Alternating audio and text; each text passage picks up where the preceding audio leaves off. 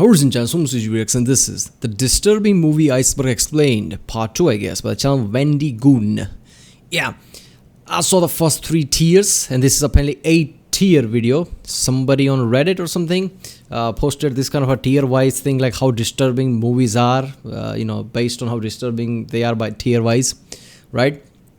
So obviously, first of all, people think different things as disturbing. So some tiers might be more disturbing than the later ones for some. But usually, I think it's just going to get worse and worse by the end of it, right? And Wendigoon, I've never reacted to this channel before. I saw him on International latest video, and people told me he's really good. And yeah, so far, yeah, the way he explains things has been really awesome. First of all, I saw this, first time I clicked on this video. I usually do that. I just scroll over the timeline like this to see the preview. And I'm like, look at that. He's just talking there. It's not many clips or so.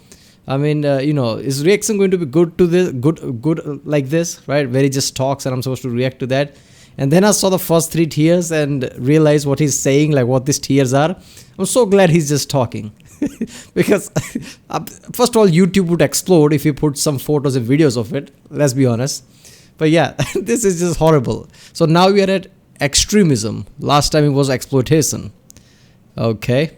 So yeah, we're gonna get couple of tiers. Holy shit, the first tier 4 alone is like a 20-minute one. So hopefully we'll get couple of tiers today. But yeah, let's do it. This is where that stops. Tier 4 is mostly mock snuff. So yeah. For those that don't know, a snuff film is a movie that exhibits either real world murder or violent kith acts of some kind. So this entire tier is movies that are trying to be that, but aren't. Probably. We are now dipping from movies that I've seen to things I've never heard of before making this, and I want to emphasize how thankful I am to the people in the description who had reviews and breakdowns of these films so that I didn't have to suffer myself. But just reading the descriptions and seeing screenshots from a lot of these movies was enough to do me in. I'm not going to get into a lot of the details as I can't, but again, if you're interested, check out descriptions below, and I'm gonna do my best to not hurt you. Slaughtered Vomit Dolls is the first in the Vomit Gore trilogy by Lucifer Valentine. Yep, there are 3 of these movies, and they're each just the worst. I am disgusted by vomit. Personally, that and snot are things that I just don't want to interact with or look at, and this entire trilogy is just for people with a vomit fetish and also gore. It's just like intense mutilation, like people having pieces removed and taken off and then other people throw up on it. Best thing about this video so far is just how uncomfortably he is describing certain things by taking a pause. Like, wait a minute, I'm on YouTube. I need to choose my words very carefully.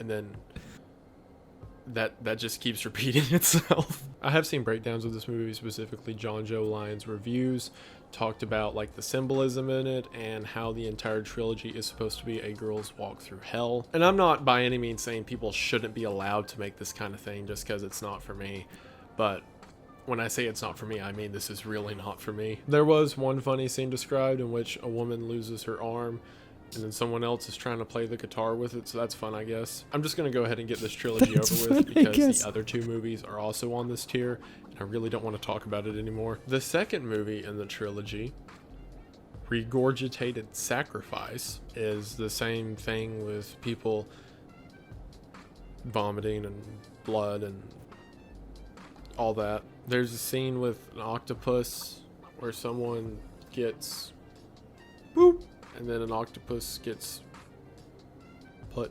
I really don't want to describe this for YouTube, but you just bear with me. There's another scene where a tarantula goes in a place it shouldn't be. Yeah. And then finally, the third movie in the trilogy. Tarantula goes to a place it shouldn't be. This is so good. So I guess anybody with arachnophobia shouldn't watch that movie either. Is is known as Slow Torture Puke Chamber, which is somehow the most tame of all of the titles. This one's the same as the last two, only there's also like other bodily excrements, so diversity, I guess. And while yeah, people say there's like artistic purpose to this, like I'm sorry, I don't really see it. If you enjoy it, then good on you. I don't, and I feel a lot of it is very exploitive and really try hard. I mean, no disrespect to Lucifer Valentine either. I never thought I'd say that phrase. But to me, an outsider looking in, the premise of the movie feels very much so like what would happen if you gave a bunch of 14-year-old kids a budget and the 14-year-old kids wore Thrasher t-shirts and like those big DC skate shoes and were told to be as gross as they could. However, I will recommend that a couple of creeps on YouTube, which again, description below, did a very funny and cute coverage of this series. So check that out if you're interested. But now I don't have to talk about it anymore, and it's your guys' problem now, so yay. Also, when it comes to like the P word, I've said it in phrases earlier, like gore porn and like torture porn and stuff like that. I feel like YouTube doesn't like it if I say just the word on its own, so I'm going to continue to just call that kithing. So Well, you just did it. I guess once or twice, I guess it's fine or something. Yeah, I'm pretty sure as soon as the algorithm picks that up, right, just the word, it would just put you in at least age restricted, nothing else, right? And on YouTube, age restricted doesn't just restrict your monetization, it restricts your reach, right? I mean, YouTube doesn't promote you as much as it would have. So you get like 10th of views or something, right? I'm pretty sure. And also, most people who watch his videos doesn't have a profile on. They are not signed in, right? So they can watch it if it's age restricted. Just to let you know. So this movie, Life and Death of a Kith Gang, is about a director who does Kith movies who is approached and offered the prospect of doing snuff films. Also, his group of people decided the best way to do these kind of films is on a traveling circuit where they do it on stage. And basically, from everything I've read, because remember I'm researching at this point rather than watching for the sake of my soul, the film becomes about the balance of morality or soul versus worth. So like, what are you willing to do in order to make money and how far is too far? However, everything I've read also just looks kind of exploitive. Like, there's a scene involving a horse and a lot of blood and stuff like that. But at least this one's kind of different in that it's kind of meta. Rather than just being about like mock snuff, it's about a crew of people having to do snuff. So cool, I guess. Snuff 102 is an Argentinian film about a reporter who goes to try to figure out if snuff films are being performed in the local area and then is dragged into one. Also, I should mention with a lot of these movies that are not English, there exists no English dub or sub for the movie, since for some reason there doesn't seem to be a big demand for that kind of thing. And also there's not like a ton of demand to have the movie translated or described, so most people just watch this with having no idea what's going on. Not that it matters. I did see something online that the narrator compares snuff films to Kith films since they both profit off of like the human body being defaced in some way. So for that, the movie could kind of be viewed as an anti-pornography film. And everything I read says this movie features a lot of human and animal death. So cool. Also, I feel like adding the ography to the end makes it better. This isn't getting monetized, who cares? August Underground is touted by a lot of people to be the most disturbing film ever made, and also a real snuff movie, even though it's not. I also want to mention one of the best YouTube channels I've ever seen, not that he needs my shout out. Yeah, I was gonna say that, like, who has the demands to movies like this? I guess it's mostly the people who like, oh, is this real? Is this not real? They just watch it, wonder, and create this kind of thing. Oh, this is a real one. It's not a mock, it's a real one, and this and that, right? Basically teenagers, right? So it's just like some of the, have you seen this? I mean, they're just trying to, teenagers are like that, right? Just trying to push your limit. Like, have you seen this? This is even more disturbing than that. And it is real. They just can't do that shit. So I guess the demand would be there. I don't know. Spooky Rice. as he prevented me from having to find these things on my own. So thanks, Spooky. If you like this kind of disturbing movie trend, you probably already know about him or need to check him out. The main plot is that these two friends have people trapped in their basement that they're torturing and abusing. The movie, however, keeps cutting between these scenes and normal everyday scenes to imply that what we're watching is raw footage from their video camera. Again, more to hammer in the idea that we're watching an actual snuff film. There's a lot of mutilation and people getting hurt and gross and more gross, and yeah. This movie's also infamous because people have called the police several times believing it to be real, but like, it's got a sequel with the same people, so like, probably not.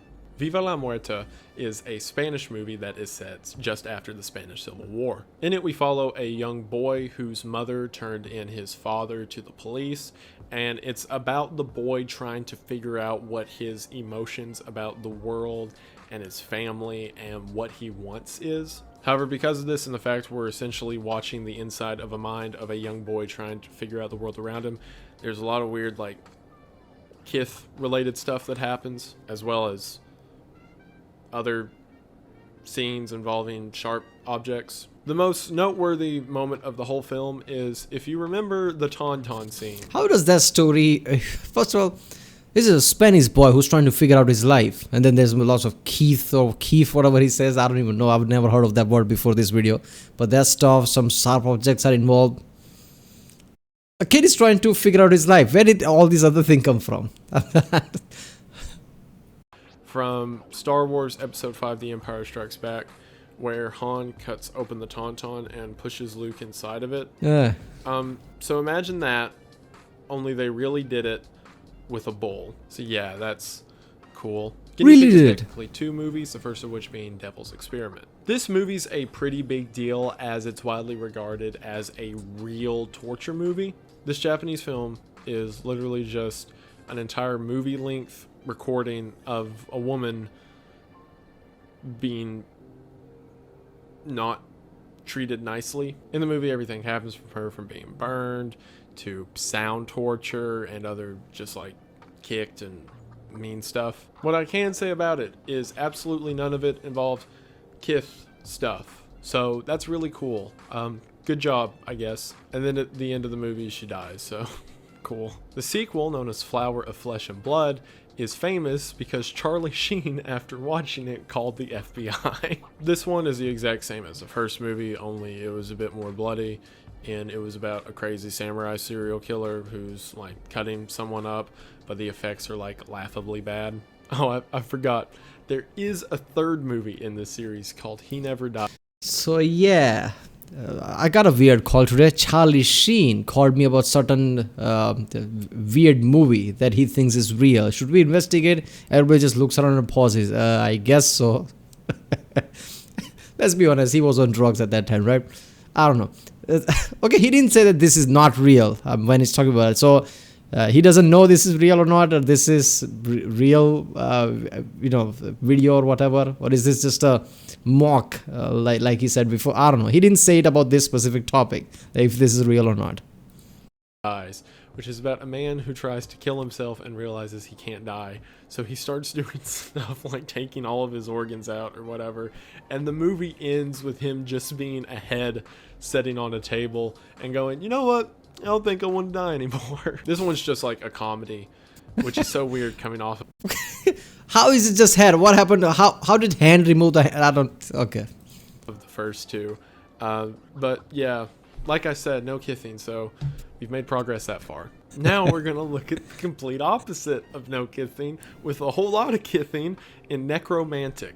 This is about a couple who has an obsession with collecting body parts, which eventually culminates in them getting an entire decomposing person. There's then things performed with said person, as well as other weird stuff in the movie like bathing in blood, and they show a real rabbit dying, so that's gross, I guess. A whole lot of filial. Alright, so in this extremism topic, it is but something made me think. Like I said in the previous one, he didn't say if that's real or not, and this made me think. He says this is movies, so I'm just thinking the movies must mean fake using a director special effect, something like that. Is he going to use? Is he going to put in here real, things, real movies and videos, right? Which is it a movie, or at that point it's just a clip of real something happening? Is he going to put that in here as well? Are there going to be real things in the end, right? That you can't find normally. I guess you have to dig deep in the internet to find it. Those kind of things. Because I don't know. I assume movies has been some certain thing that has a budget, a director, special effects. I don't know. Involving things of the necro sort. So, yeah, real gross. Don't watch it unless you want to. I mean, I'm not your dad. You can watch whatever you want. Unless you want to. Unless you want me to be your dad. In which case, hi son. How are you today? How was school? You talk to that girl you like? Come on, let's go play catch out in the yard. I'm gonna keep this up because it means I don't have to talk about the next movies on the list. So we got 2 hours stuck in a cave. Doing, sport, champ, bucko. Yeah, like we're not even halfway done yet, and it's to the point that like reading these next entries in my notebook here, I'm just like, oh, I have to talk about that one, don't I? And then I get done with it and I go to the next one. I'm like, oh, I have to talk about that one, don't I? Melancholie der Engel. I know that this video is not sponsored, but imagine if you just like, okay, let's take a second to talk about sponsored Pepsi. This video is sponsored by Pepsi. I took German class. Yeah, that's how it's pronounced. Which translates to The Melancholy of Angels, is about 2 friends who are nearing the end of their life and decide to just find an old cabin and kidnap people and be gross about it. There's a lot of stuff here to do with like human fluids and other gross things. What is funny reading about it is that there is scenes of animal death throughout the movie, and specifically there's scenes involving pigs and one scene involving a cat. So whenever this movie got denied distribution in, I believe it was the US or the UK, they argued that the scene involving the cat was faked, even though they had told people that it wasn't. So then whenever they were asked about the other animals, the filmmakers were like, no, those were real, but the cat wasn't. Like, why was that the one you felt the need to clarify on? Which I guess leads me to believe it was faked because they didn't deny the other ones, but still, like, what? Where the Dead Go to Die is... No. I don't think you understand, right? He wants to appeal to the people who are like, oh yeah, this is all real. You should watch this. You should buy this. So they're saying everything else is real, but saying the cat one isn't real. And obviously people have dogs and cats as pet, especially in something like UK where the pets are. I'm pretty sure like in UK there are lots of pets, especially things like dogs and cats, right? But yeah, obviously they know that nobody in UK, USA would be okay with like, okay, cat thing is fine. Everything else, people aren't going to object for, but cat, dog, things like that, people would object for. So they're like, okay, that's fake. But when you hear that everything is real, but only cat one is fake, you would have suspicion like, are you sure? Are you sure that's fake, or are you just saying it?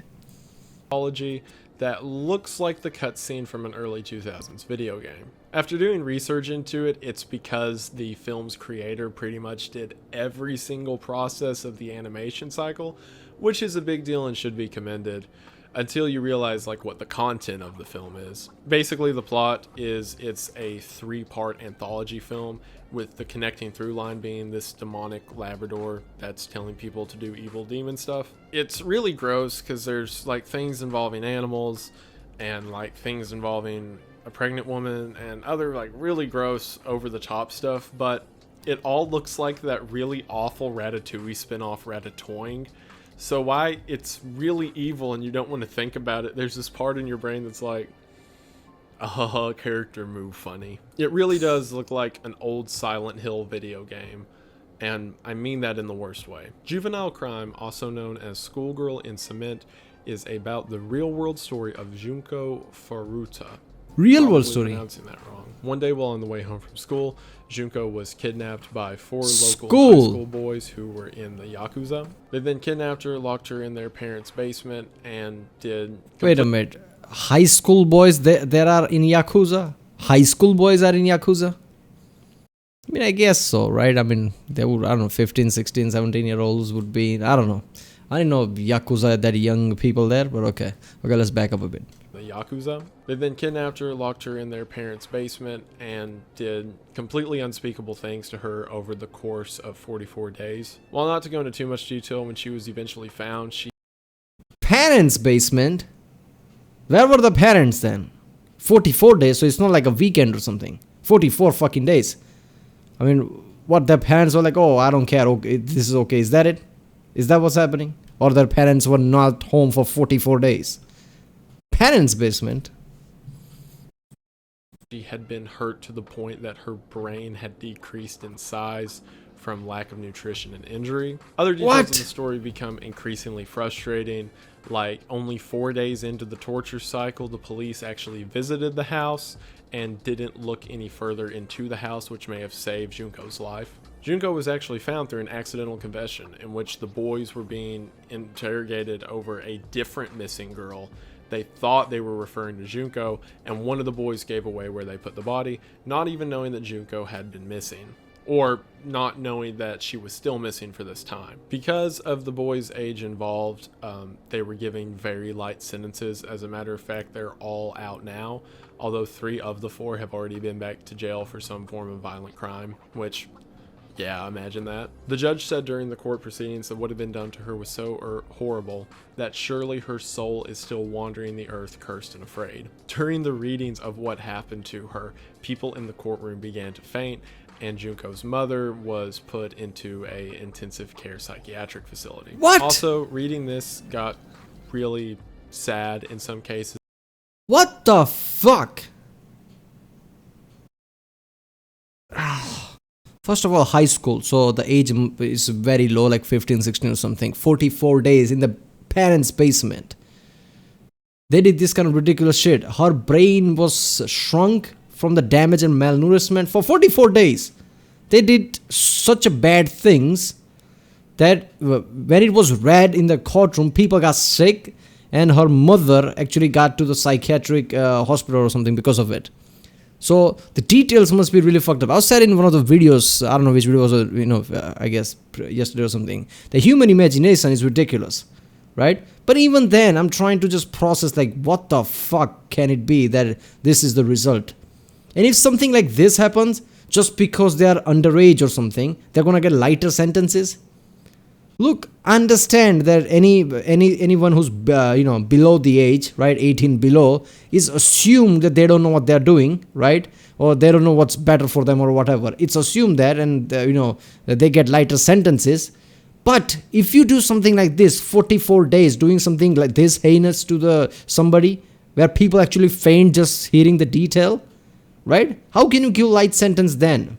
Law is not just something written down where just a clerk sits there and just reads like, okay, where do you fit in the category? You did this, go to this month's or this year's in jail. There's a reason why judges, juries and something like that exist. It's not just point blank like, oh, this fits this category, this many years. You're supposed to look at the facts and how these things are going, right? Prison system is not just for punishment. It's to see if somebody is fit to live in society.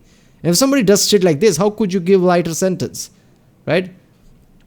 I mean, it doesn't matter if the person is somewhat underage. This level of shit is just, people hear the story and they faint. I mean, how fucked up that can be, man? And they got a lighter sentence? Come on. This is just horrid. And the cops thing.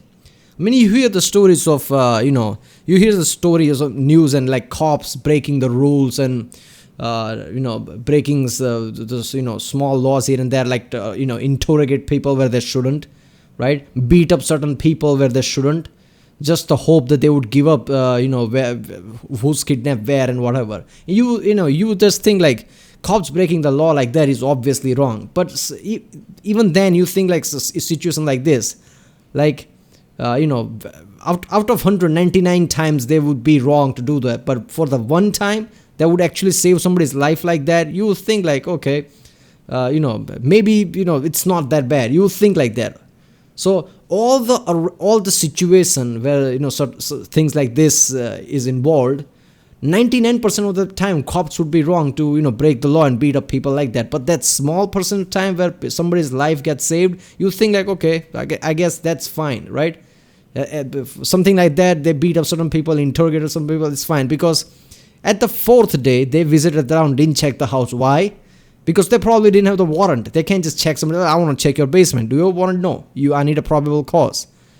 But if there was something like you hear in the news like fuck this and just forcibly checked, they would have found her, right? So I know most of the times that would have been wrong, like wrongful doing from cop. But certain situation like this, it would save somebody's life. So that's just fucked up. Fourth day cops were there, and imagine those cops' mentality when they hear that, like, okay, holy shit, we were just there. We could have saved that person's life. I mean, they would have been affected by that, right? We sit here, we can't really process it. But if you're actually involved, if you're in a position to actually help, right? Even though it's not your fault, you would just feel guilty somewhat. Like, holy shit, I was there. Maybe I should have just said fuck the law and just pushed harder. I don't know, man. This is just fucked up all around.